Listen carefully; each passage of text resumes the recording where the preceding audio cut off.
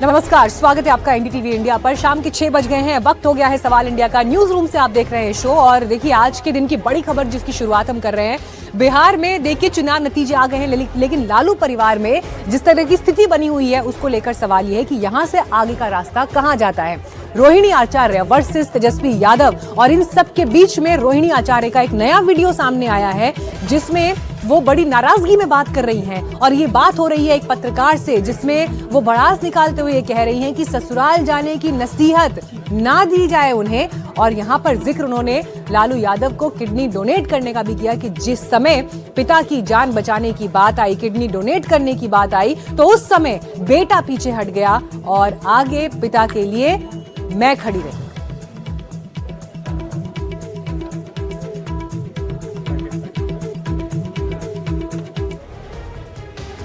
और आपको दिखाते हैं इस ऑडियो में रोहिणी आचार्य ने और क्या बातें की हैं, जिनको देखकर आप समझ पाएंगे कि आने वाले दिनों में परिवार की ये कलह कितना बड़ा रूप लेने वाली है।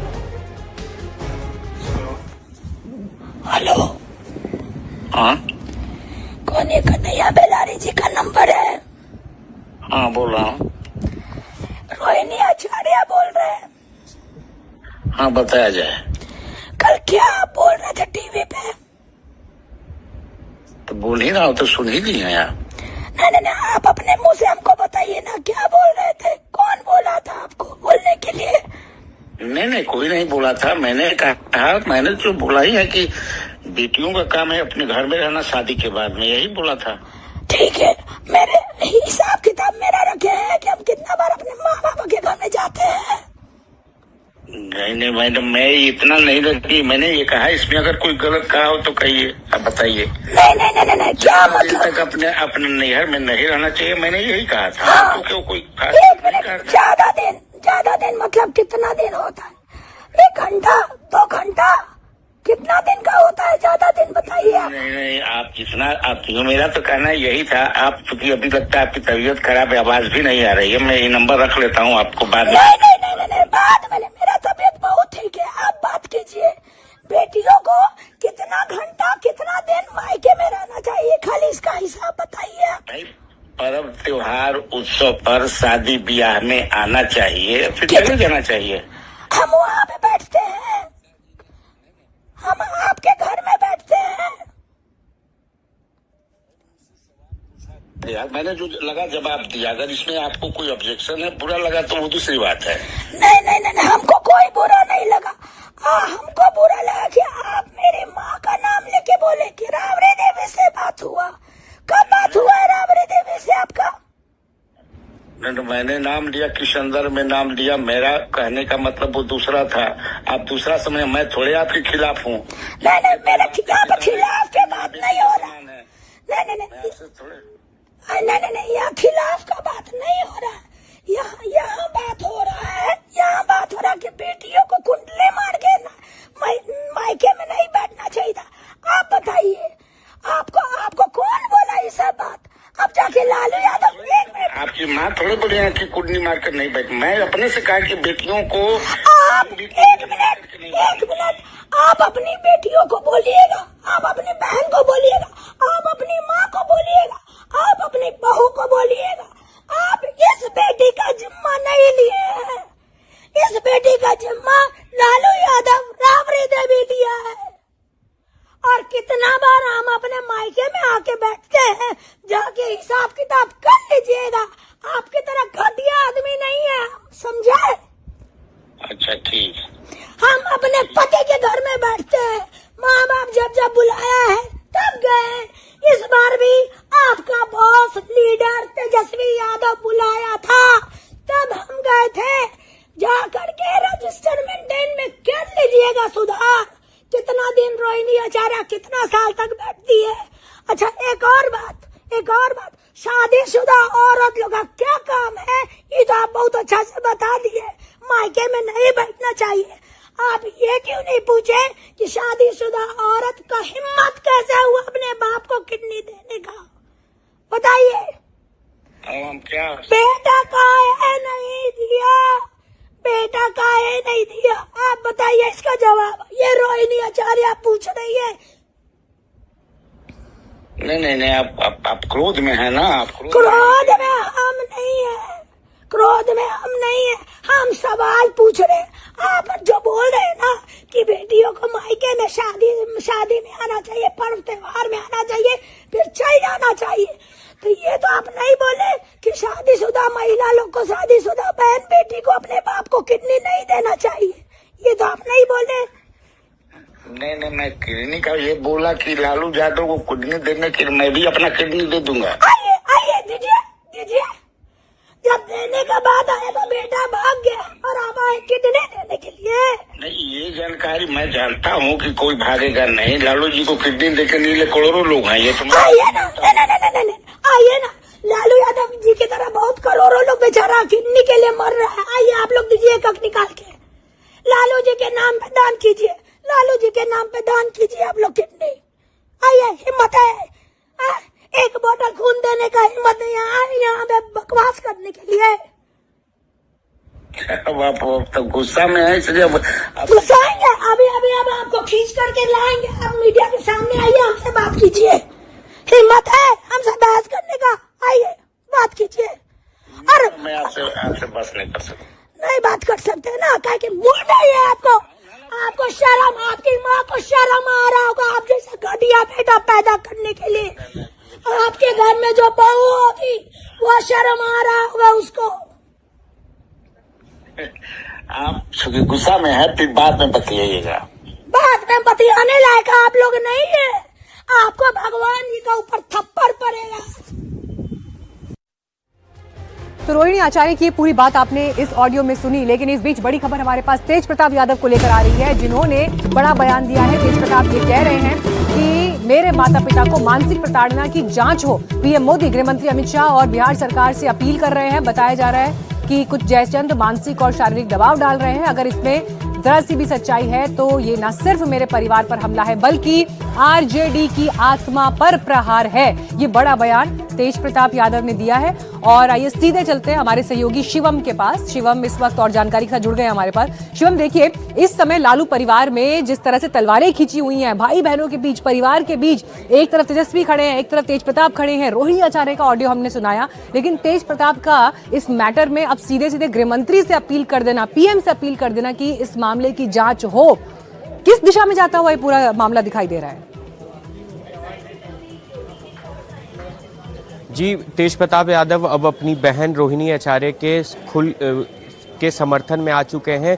रोहिणी आचार्य को लेकर तेज प्रताप यादव लगातार पोस्ट भी कर रहे हैं और जो बयान है वो भी सामने आ रहा है। तेज प्रताप यादव ने आज एक्स पोस्ट पर लिखा है कि अगर किसी भी प्रकार से मेरे माँ बाप को मानसिक और शारीरिक प्रताड़ना झेलनी पड़ रही है तो इसके जिम्मेदार सीधे तौर पर उन्होंने जयचंदों को कहा है। और जयचंदों में उन्होंने संजय यादव और रमीज खान का नाम उन्होंने साफ तौर पर लिखा है। और प्रधानमंत्री नरेंद्र मोदी, गृह मंत्री अमित शाह और बिहार सरकार से उन्होंने अपील की है कि इस मामले पर जांच होनी चाहिए और इन लोगों पर एफआईआर भी दर्ज होना चाहिए। एफआईआर दर्ज कर इन पर कार्रवाई होनी चाहिए। तो तेज प्रताप यादव अब सीधे तौर पर मांग कर रहे हैं कि मेरे माँ बाप को प्रताड़ना ना झेलना पड़े, इसकी जांच जो है वो बिहार सरकार और केंद्र सरकार कराए और अविलंब जो भी लोग इसमें दोषी हैं उन पर एफआईआर दर्ज हो और उन पर कार्रवाई हो। जी ठीक है, शुक्रिया शिवम इस जानकारी के लिए। अपडेट्स आपसे हम आगे लेते रहेंगे। लेकिन देखिए तेज प्रताप इससे पहले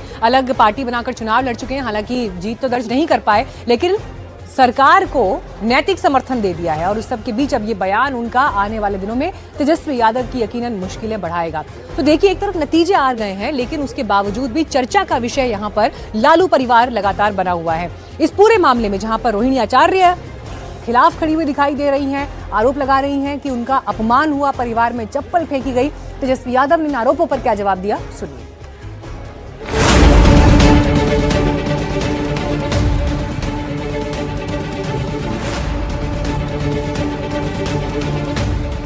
संजय और रमीज इन लोग का नाम लीजिए तो आपको घर से निकाल दिया जाएगा, आपको बदनाम किया जाएगा, आपको गाली दिलवाया जाएगा, आपके ऊपर चप्पल उठा करके मारा जाएगा।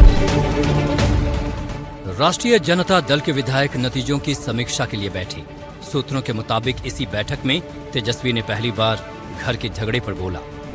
सूत्रों की माने तो तेजस्वी ने कहा कि आप चाहें तो मेरी जगह पर किसी को विधायक दल का नेता चुन सकते हैं।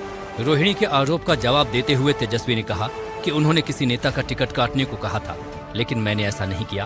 तेजस्वी ने सवाल उठाया कि मुझे अपना परिवार देखना चाहिए या फिर पार्टी को देखना चाहिए। सूत्रों के मुताबिक खबर ये भी है कि विधायक दल की बैठक में बेटे की निराशा और हताशा पर लालू यादव एक्शन में आए।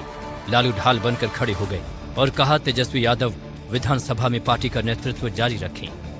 जाहिर है इस खबर के बाद विपक्ष भी चुटकी लेने से नहीं चूका। तो बात तो सही है कि लालू जी साथ दे रहे हैं तेजस्वी को, हालांकि बड़ा हीनियस एक तरह से मैं कहता हूँ क्राइम हुआ है। जिस प्रकार से रोहिणी आचार्य बोल करके गई है और सबसे कह रही है, तो इसमें तो इन लोगों को डूब मरना चाहिए। इसी बीच लालू प्रसाद के बड़े बेटे तेज प्रताप यादव का भी बयान सामने आया है। तेज प्रताप ने कहा कि हम किसी भी हालत में अपनी बहन का अपमान बर्दाश्त नहीं करेंगे। जयचंदों को इस दुर्व्यवहार का परिणाम जरूर चुकाना पड़ेगा। तेज प्रताप ने कहा कि हमारी रोहिणी दीदी के साथ जो दुर्व्यवहार जयचंदों द्वारा किया गया, इस घटना ने दिल को भीतर से झकझोर दिया है। मेरे साथ जो हुआ वो मैं सह गया, लेकिन मेरी बहन के साथ जो अपमान हुआ है वो किसी भी हाल में असहनीय है। तेज प्रताप ने ये भी कहा कि सुन लो जयचंदों, परिवार पर वार करोगे तो बिहार की जनता तुम्हें माफ नहीं करेगी। रोहिणी आचार्य के मामले में बिहार के महिला आयोग का भी बयान सामने आया है। आयोग ने कहा है कि शिकायत आने पर कार्रवाई की जाएगी। और देखिए, एक तरफ आपको यहाँ पर लालू परिवार में जबरदस्त कलह दिखाई दे रही है, लेकिन दूसरी तरफ शपथ ग्रहण की तैयारियां शुरू हो गई हैं और 10वीं बार नीतीश कुमार मुख्यमंत्री पद की शपथ लेंगे। 20 नवंबर को पटना के गांधी मैदान में शपथ ग्रहण होगा। पीएम और बीजेपी के राज्यों के मुख्यमंत्री शामिल होंगे। करीब 1 लाख लोग शामिल होंगे। विधानसभा अध्यक्ष बीजेपी के पास ये पद रहेगा, जो फॉर्मूला सरकार का तय हुआ है। 2 उप मुख्यमंत्री पद बीजेपी कोटे से होंगे। वहीं चिराग पासवान की पार्टी को उप मुख्यमंत्री पद मिलने की संभावना बेहद कम है। तो जाहिर है अब शपथ ग्रहण में सिर्फ 1 दिन बचा है और ऐसे में बिहार बीजेपी के अध्यक्ष दिलीप जायसवाल खुद गांधी मैदान पहुंचे।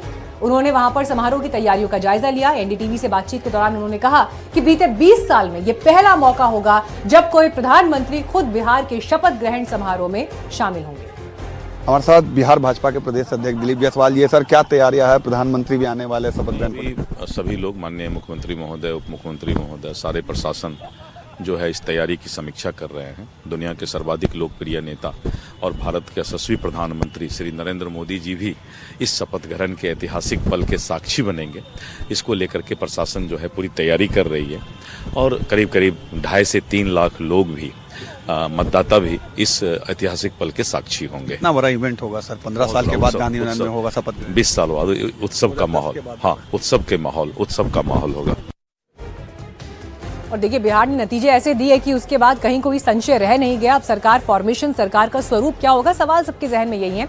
आइए सीधे चलते हैं हमारे सहयोगी अखिलेश शर्मा के पास। अखिलेश जी, देखिए अब तस्वीर जो उभर कर सामने आ रही है, डेप्यूटी सीएम पद को लेकर सवाल थे, लेकिन चिराग पासवान को नहीं मिल रहा, उनके दल को नहीं मिल रहा है डेप्यूटी सीएम का पद। इसके अलावा क्या कैबिनेट को लेकर और जानकारी अभी आपके पास है? देखिए, मोटे तौर पर यह कहा जा रहा है कि ये एनडीए का मंत्रिमंडल होगा, यानी इसमें जो जाति समीकरण होंगे, क्षेत्रीय समीकरण होंगे, वो सभी दलों के मिलाकर के किए जाएंगे। जिस तरह से एक यूनिट के तौर पर एनडीए के सभी 5 दलों ने ये चुनाव लड़ा, साझा घोषणा पत्र से लेकर उम्मीदवार चयन तक, वैसा ही रिफ्लेक्शन मंत्रिमंडल के गठन में भी होगा। इसमें यह बात भी कही जा रही है कि बीजेपी के पास स्पीकर का पद रहेगा, पिछली बार भी था, और इसी तरह बीजेपी के 2 डिप्टी सीएम हो सकते हैं। जहां तक चिराग पासवान के का डिप्टी सीएम बनने की बात है, इस तरह के संकेत अभी नहीं मिले हैं। कहा जा रहा है कि उनकी पार्टी से 2 मंत्री बन सकते हैं। वहीं उपेंद्र कुशवाहा की जो पत्नी है स्नेहलता कुशवाहा, वो भी मंत्री बन सकती हैं। आपको बता दें कि इस बार 2 नए सहयोगी दल जुड़े हैं। लिहाजा पिछली बार जो कि 36 मंत्री थे, उनमें से बीजेपी के 21 मंत्री थे। बीजेपी के मंत्रियों की संख्या थोड़ी कम जरूर होगी, लेकिन सबसे ज्यादा मंत्री बीजेपी के ही रहेंगे, क्योंकि वो सबसे बड़ी पार्टी के तौर पर उभरी है। इसके साथ ही ये भी कहा गया कि जिस तरह से बड़ी संख्या में अनुसूचित जाति के विधायक जीत करके आए हैं, तो ऐसे में उनकी नुमाइंदगी बढ़ाई जाएगी। अगर जातियों की बात करें तो कुर्मी, कुशवाहा, राजपूत और वैश्य, इनके सबसे अधिक विधायक जीत करके आए, तो ऐसे में उन जातियों को भी प्रमुखता दी जाएगी। जी, धन्यवाद आपका जानकारी के लिए। अब कल के जो शपथ ग्रहण 1 दिन बाद होना है, उस पर नजर हमारी रहेगी। उस पर भी अपने दर्शकों को सबसे पहली जानकारी एनडीटीवी इंडिया पर हम देते रहेंगे। शुक्रिया अखिलेश जी। आइए बढ़ते हैं आगे और अब आपको उत्तर प्रदेश लेकर चलते हैं, बिहार से, जहां पर योगी आदित्यनाथ मुख्यमंत्री और समाजवादी पार्टी के अध्यक्ष अखिलेश यादव एक बार फिर आमने सामने आ गए हैं और उनके तीखे बयान इस वक्त सुर्खियों में हैं। बुलडोजर को लेकर क्या बयानबाजी हुई, रिपोर्ट देखिए।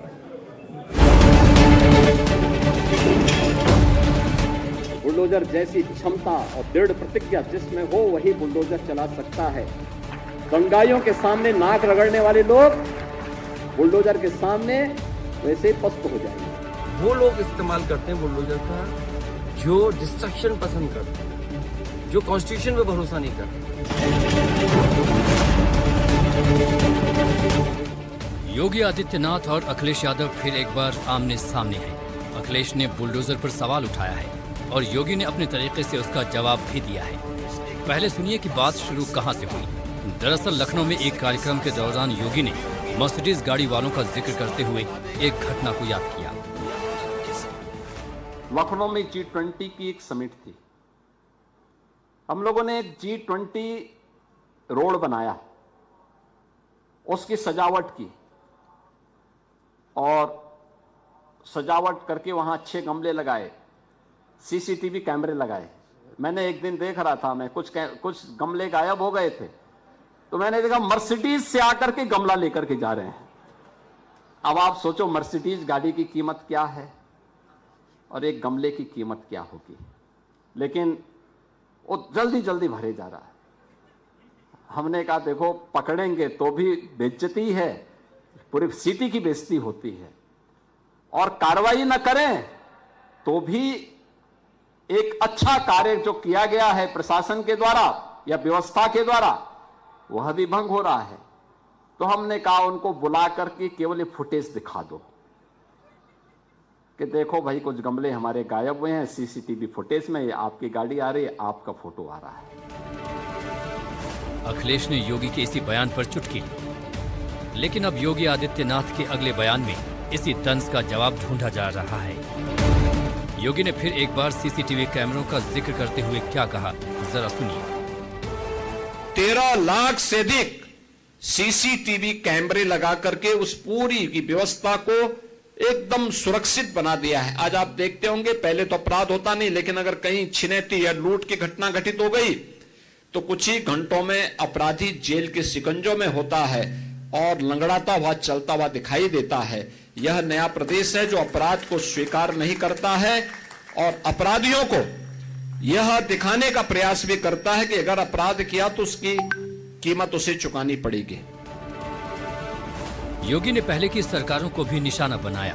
बोले पहले सबूत के अभाव में अपराधी मौज करते थे, अब तुरंत सबूत मिल जाते हैं। अब ऐसा नहीं कि कोई व्यक्ति अपराध करेगा, पीड़ित भटक रहा है, वर्षों से वह तड़प रहा है, अपराधी मौज मस्ती कर रहा है क्योंकि उसके खिलाफ साक्ष्य नहीं है और इसलिए वह बच निकलता है। लेकिन अब बचेगा नहीं, क्योंकि अपराध होने के कुछ ही घंटे के अंदर उसके खिलाफ पुख्ता साक्ष्य होगा। यूपी की कानून व्यवस्था सूबे में बड़ा मुद्दा है। योगी सरकार इस मुद्दे पर हमेशा समाजवादी पार्टी को कटघरे में खड़ा करती है। वैसे भी अब राज्य में चुनाव दूर नहीं है। आइए बढ़ते आगे, रुक करते हैं अगली खबर का। नक्सली कमांडर हिडमा ढेर कर दिया गया और उसके साथ ही लाल आतंक का 2 दशक का वो दौर खत्म हो गया जिसने कई राज्यों को अपनी चपेट में लिया था। और आपको बता दें एनडीटीवी इंडिया के ही कार्यक्रम में गृह मंत्री अमित शाह ने नक्सलवाद के खात्मे को लेकर जो डेडलाइन ली थी उस दिशा में ये एक बड़ा एक्शन रहा।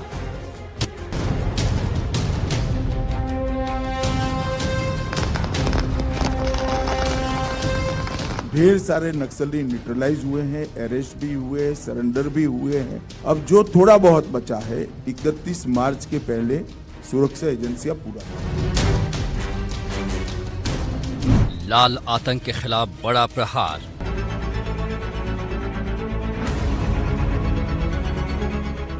नक्सलियों का टॉप कमांडर हिडमा का एनकाउंटर।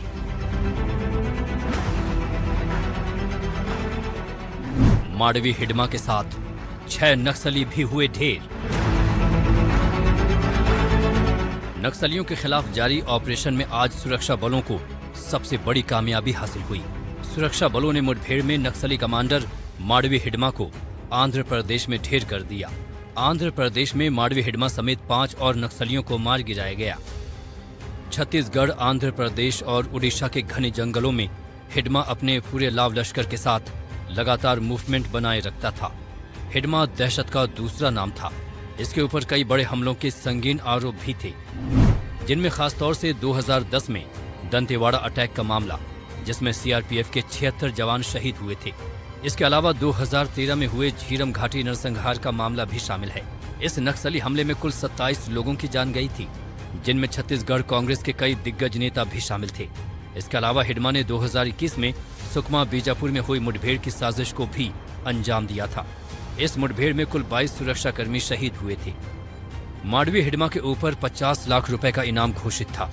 51 साल के माडवी हिडमा के मारे जाने पर जहां सुरक्षा बलों ने चैन की सांस ली है, तो वहीं छत्तीसगढ़ के सुकमा में लोगों ने आतिशबाजी के साथ खुशी मनाई। So far, what identification we could fix is Madhvi Hidma. He is the central committee member. Chhattisgarh समेत दूसरे कई राज्यों की तरफ से नक्सली माडवी हिडमा पर 1 करोड़ रुपए से ज्यादा का इनाम था। वो फिलहाल बस्तर में नक्सलियों का सबसे बड़ा कमांडर था और लाल आतंकी सेंट्रल टीम का कोर कमांडर भी था।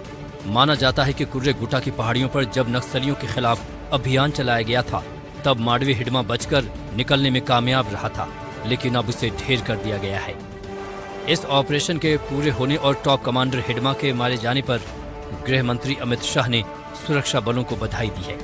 अमित शाह ने नक्सलियों के खिलाफ ऑपरेशन के तहत सुरक्षा बलों को 30 नवंबर 2025 तक हिडमा को मार गिराए जाने की डेडलाइन दी थी, जिसके 12 दिन पहले ही हिडमा को ढेर कर दिया गया। ढेर सारे नक्सली न्यूट्रलाइज हुए हैं, अरेस्ट भी हुए, सरेंडर भी हुए हैं, और मैं मानता हूं कि ये हिंसक आंदोलन की रीढ़ की हड्डी टूट चुकी है। अब जो थोड़ा बहुत बचा है, 31 मार्च के पहले सुरक्षा एजेंसियां पूरा कर दी। जाहिर है, लाल आतंक के खात्मे का संकल्प गृह मंत्री अमित शाह ने उठाया है। भले ही ये बड़ी चुनौती है, लेकिन सुरक्षा बलों ने जिस अंदाज में ताबड़तोड़ एक्शन जारी रखा है, उससे ये साफ हो गया है कि जल्द ही देश से नक्सलवाद जड़ से खत्म हो जाएगा।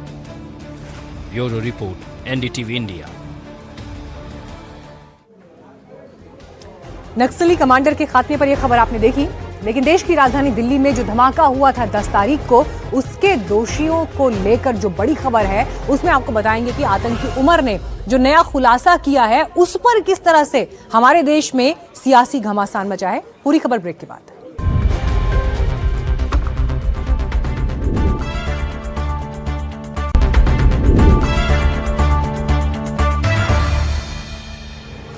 दिल्ली धमाके पर अब तक का सबसे बड़ा खुलासा हुआ है, और यह खुलासा करने वाला कोई और नहीं बल्कि खुद धमाकों का आरोपी आतंकी उमर है। उसका वीडियो जिसमें खुलासा है वो मैं आपको दिखाऊंगी, लेकिन आज हैरानी की बात यह है कि आतंकवाद जैसी घटना को लेकर भी हमारे देश में सियासी दल आमने सामने खड़े हैं। कांग्रेस के नेताओं ने जो बयान दिए, उदित राज जो कह रहे हैं, उन सब के बीच सवाल यही कि आतंकवाद को डिफेंड करने का चलन कहां लेकर जाएगा।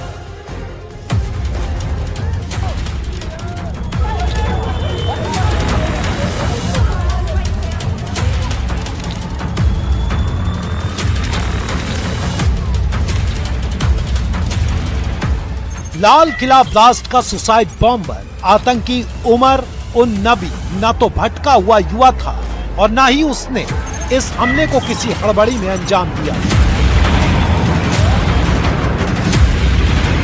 बल्कि 10 नवंबर को हुआ धमाका बेहद सोची समझी और खतरनाक इरादों के साथ तैयार की गई साजिश थी। दिल्ली धमाके के फिदायीन हमलावर आतंकी उमर नबी का पहला वीडियो आखिरकार आज सामने आ गया, जिसमें आतंकी उमर ने तबाही के पूरे प्लान का खुलासा किया है। आतंकी उमर उन नबी सुसाइड बॉम्बिंग की वकालत करता नजर आ रहा है। वो कहता दिख रहा है कि मौत से मत डरो। One of the very misunderstood concept is concept of what has been labeled as suicide bombing. फिदायीन अटैक को ये आतंकी जो तर्क देकर सही करार दे रहा है, उससे ये भी साफ हो रहा है कि टेरर मॉड्यूल में शामिल होने के पहले इसका पूरा ब्रेन वॉश किया गया होगा। तभी फिदायीन हमले को ये आतंकी शहादत का एक तरीका बता रहा है। It is martyrdom operations, and it is being known in Islam. There are multiple contraindications, there are multiple arguments that have been brought against it. आतंकी डॉक्टर यही नहीं रुकता, वो कहता है कि शहादत वो मिशन है जिसमें कोई शख्स ये मान लेता है कि उसकी मौत किसी खास जगह और मुफीद वक्त पर होगी। When a person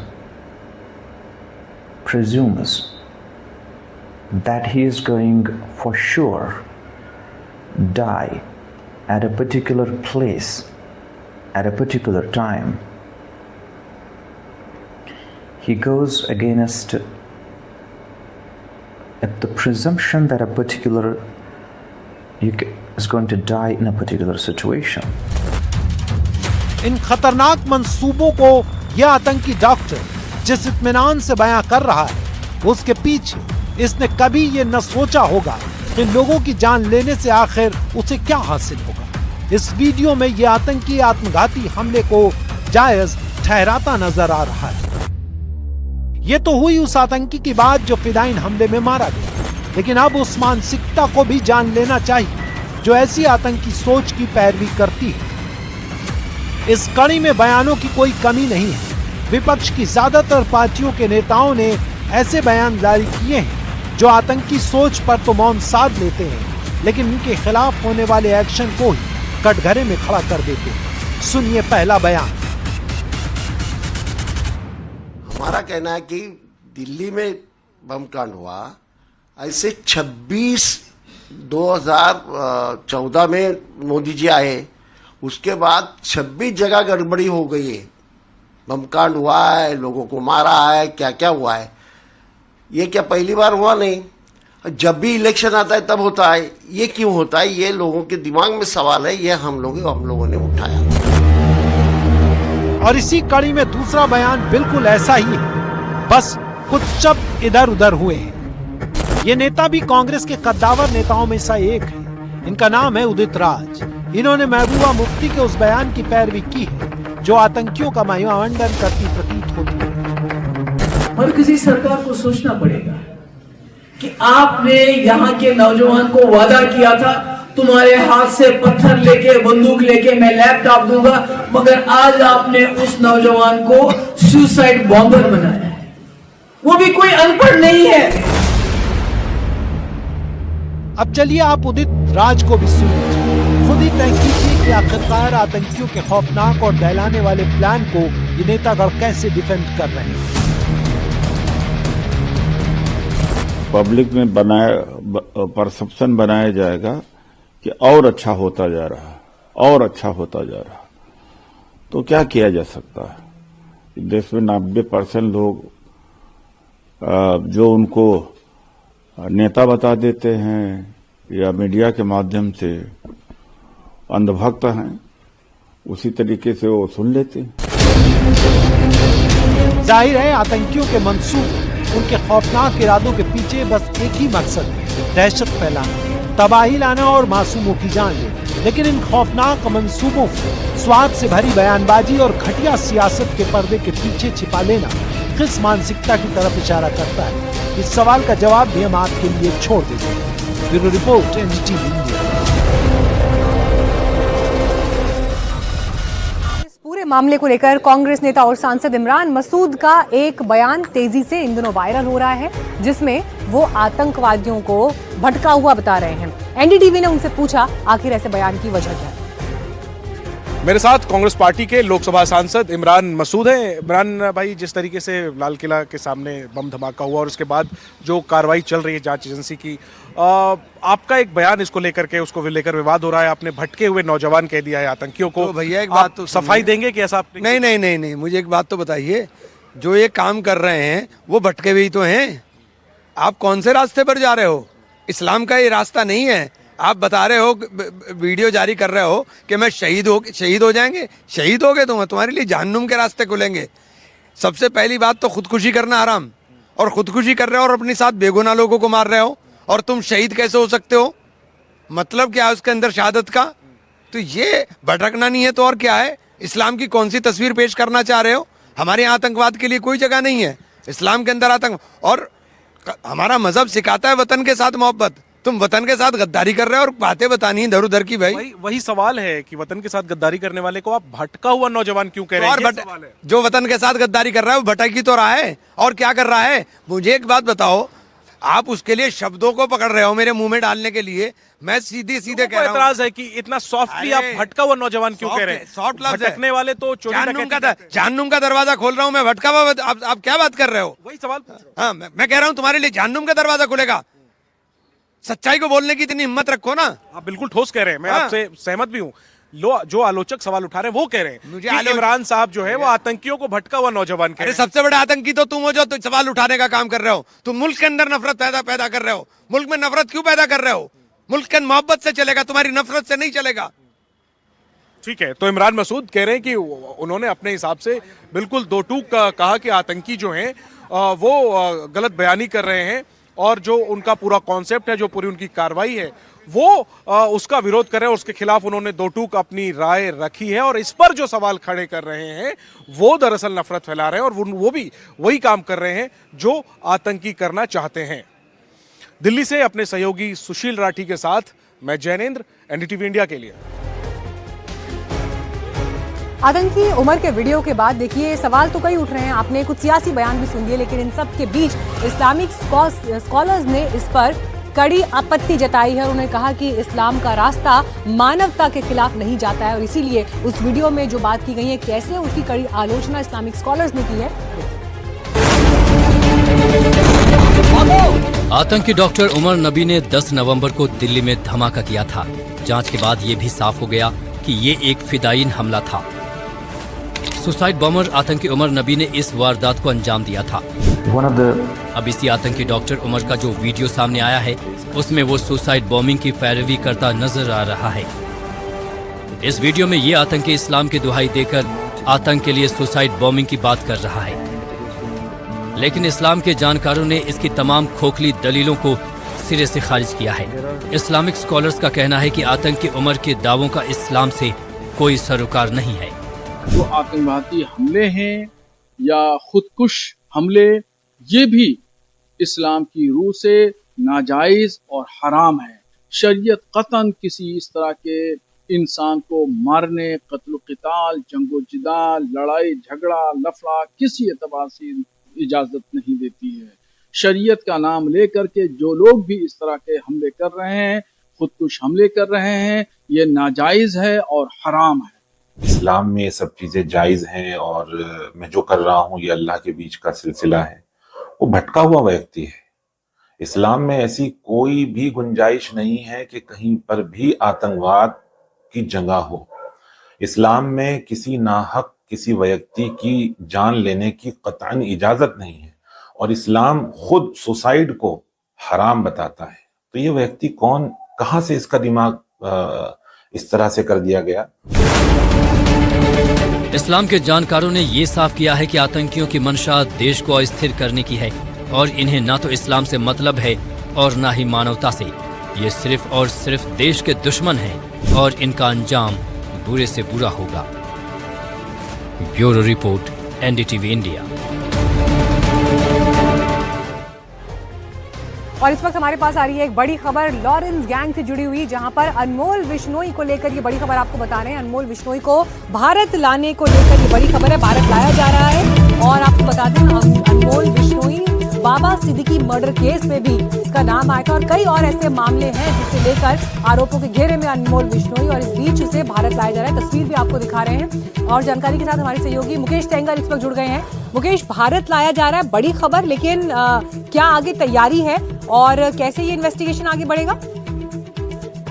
देखिए, बिल्कुल अनमोल बिश्नोई जो है अमेरिका से डिपोर्ट किया गया है और ये भारत लाया जा रहा है। बेसिकली ये काफी लंबे समय से अमेरिका में रह रहा था, और लॉरेंस बिश्नोई के जेल जाने के बाद से ये पूरे जो ऑपरेशंस हैं लॉरेंस बिश्नोई गैंग के, वो ये संभाल रहा था। और बाबा सिद्दीकी हत्याकांड के अलावा जो सिद्धू मूसेवाला हत्याकांड है, सलमान खान के यहाँ फायरिंग है, ऐसे बहुत सारे दर्जनों मामले इस पर दर्ज हैं। इसके अलावा पूरे देश में जो है टारगेट किलिंग करवाना, एक्सटॉर्शन करवाना, ऐसे बहुत सारे मामले दर्ज हैं। तो एक बहुत बड़ी कामयाबी है सुरक्षा एजेंसियों की कि इसको भारत लाया जा रहा है।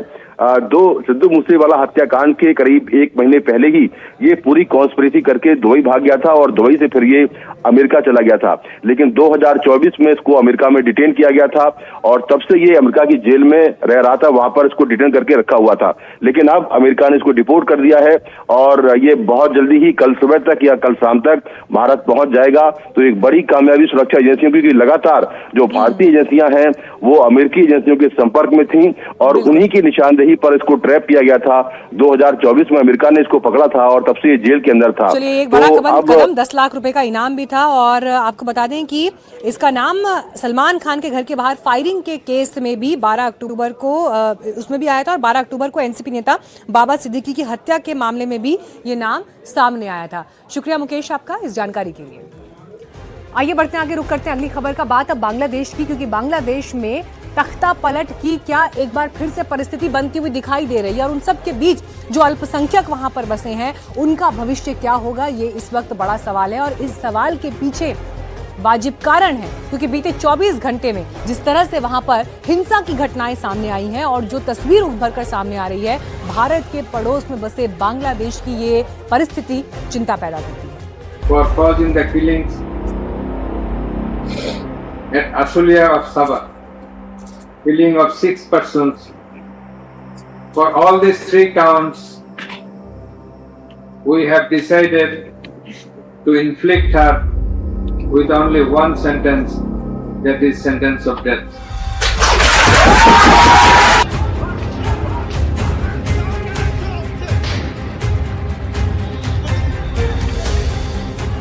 बांग्लादेश एक बार फिर से सुलग उठा है। बांग्लादेश में एक बार फिर से हिंसा का दौर शुरू हो गया है। बांग्लादेश में एक बार फिर कट्टरपंथियों ने पूरे देश में आगजनी का नया राउंड शुरू कर दिया है। बांग्लादेश की पूर्व प्रधानमंत्री शेख हसीना को सजाए मौत के ऐलान के बाद से ढाका में हालात पूरी तरह से बेकाबू दिखाई दे रहे हैं। राजधानी ढाका समेत कई और शहरों में भारी हिंसा, आगजनी और बमबारी की घटनाएं सामने आई हैं। कट्टरपंथियों की भीड़ ने सरकारी दफ्तरों को निशाना बनाया है, गाड़ियों को भी आग के हवाले किया है। ढाका में फैली हिंसा और अराजकता को रोकने के लिए पुलिस ने आंसू गैस के गोले भी दागे और लाठीचार्ज के साथ साथ हवाई फायरिंग भी की, लेकिन कट्टरपंथियों की भीड़ बेकाबू है। हालांकि हिंसा के दौरान अब तक 2 लोगों की मौत की खबर है। खबर तो ये भी है कि हिंसा में अब तक दर्जनों लोग घायल भी हुए हैं। प्रदर्शनकारी सड़कें बंद कर रहे हैं, जिनके खिलाफ पुलिस लगातार कार्रवाई कर रही है। ऐसे में सवाल उठता है कि आखिर क्या एक बार फिर से बांग्लादेश में तख्ता पलट की तैयारी होने वाली है या फिर हिंसा की कोई और वजह है। इन तमाम सवालों के बीच एनडीटीवी से खास बातचीत के दौरान शेख हसीना के बेटे ने कहा कि उनकी मां को फांसी की सजा का ऐलान किया जाना पूरी तरह से गलत है। This verdict does not matter. This is completely illegal. When rule of law returns to Bangladesh, this will not be sustainable. It will all get thrown out, and we are going to fight for the time being. We are the oldest and largest political party in Bangladesh. Bangladesh में अभी जो हालात हैं वो एक बार फिर किसी बड़ी साजिश की तरफ इशारा कर रहे हैं। ये मंजर ठीक उसी तरह से दोहराया जा रहा है जब शेख हसीना की सरकार का तख्ता पलट हुआ था। इन दोनों तस्वीरों को आप देखकर आसानी से अंदाजा लगा सकते हैं कि भले ही बांग्लादेश में मोहम्मद यूनुस कार्यकारी सरकार के मुखिया बन गए हों, लेकिन हालात अब भी बदले नहीं हैं। बीते साल 5 अगस्त को बांग्लादेश में भीषण हिंसा का दौर शुरू हुआ था।